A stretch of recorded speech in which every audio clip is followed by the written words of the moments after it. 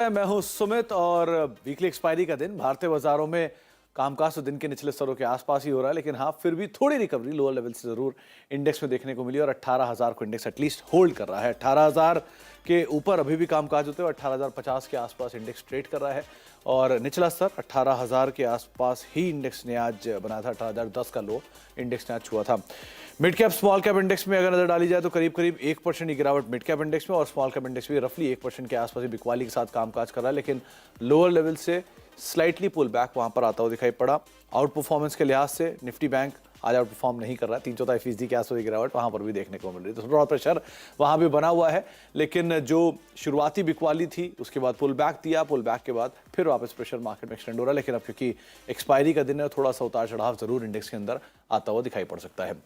आज major contribution के तौर पे आपको दिखाई पड़ेगा Bharti Airtel, HUL, HDFC bank और HCL tech. HDFC bank crucial जंग चल रहा है क्योंकि अगली बाजार की या निफ्टी बैंक की तेजी के लिए इसका कामकाज करना काफी जरूरी है, क्योंकि ऑलरेडी PSU बैंक परफॉर्म कर भी चुके हैं।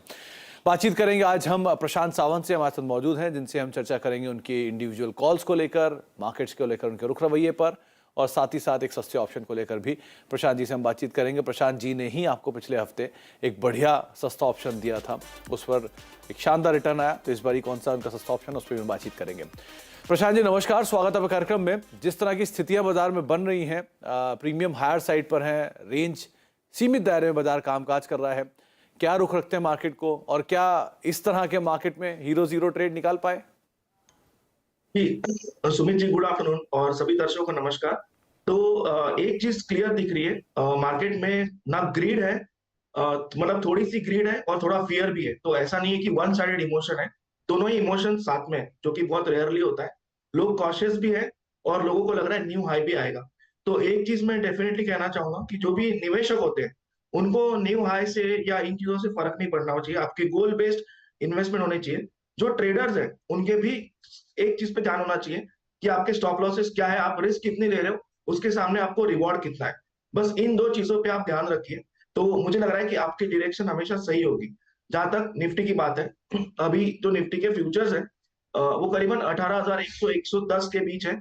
मुझे लग रहा है जब तक ये फ्यूचर 17,950 से लेके 17,960 इस जोन के ऊपर रहेंगे, तब तक हम वहां डिप को बाय कर सकते हैं और टारगेट हम रख सकते हैं करीबन 18,300 18,350 के आसपास।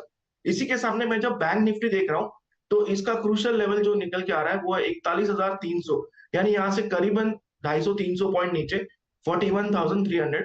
ये लेवल इंटैक्ट रहे तो बैंक निफ्टी शायद ऊपरी लेवल यानी 42,300 400 तक जा सकती है। अगर ये लेवल ब्रेक हो जाए यानी 41,300, तो शायद हम डिप देख सकते हैं करीबन 40,800 तक। और ओवरऑल स्ट्रक्चर मुझे लग रहा है अभी वेट एंड वॉच का होगा। इंडाइसिस पे आपको स्टॉक स्पेसिफिक ही रहना होगा।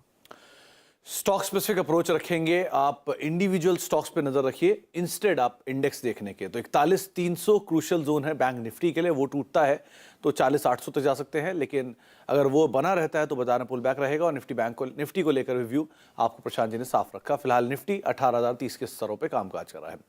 प्रशांत जी, इंडेक्स के बाद अब इंडिविजुअल कॉल्स, कहाँ तेजी कहाँ मंदी? सुमित जी तीनों ही लॉन्ग कॉल्स कहना चाहूंगा।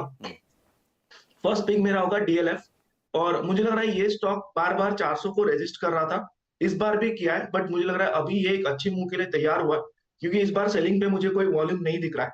तो मैं DLF को लेना चाहूंगा। मेरा स्टॉप लॉस होगा बिलो 380 क्लोजिंग बेसिस स्पॉट, और टारगेट मेरा होगा 425 425 टारगेट 1, और टारगेट 2 मेरा होगा 440 का 440। इसके बाद जो नेक्स्ट पिक मेरी होगी वो होगा एक ऐसा स्टॉक जो काफी दिनों बाद अपनी 200 दिनों के एवरेज के ऊपर फिर से जाने की कोशिश कर रहा है, और मुझे लग रहा है कि इसमें वॉल्यूम्स का सपोर्ट बहुत अच्छा है। वो है ONGC। तो ONGC को मैं लेना चाहूंगा विद स्टॉप लॉस बिलो 136 136 के नीचे। टारगेट मेरा होगा 145 का टारगेट 1, और 148 148 का टारगेट 2। तो ये दो रहेंगे, और जो लास्ट पिक मेरी होगी वो डिफेंसिव पिक होगी, यानी एक ऐसे काउंटर से जो बार बार हमेशा छोटी रिस्क के सामने एक अच्छा रिवॉर्ड देता है जब मार्केट थोड़ी कंसोलिडेट हो, वो होगा HUL। तो हिंदुस्तान यूनिलीवर को मैं लेना चाहूंगा विद स्टॉप लॉस एट 2490 2490, और मेरा टारगेट इसमें होगा 2590 का टारगेट 1, और 2625 का टारगेट 2। मुझे लग रहा है ये एक बहुत अच्छे सपोर्ट पे आया है स्टॉक, और यहाँ पे रिस्क रिवॉर्ड बहुत जस्टिफाइड है।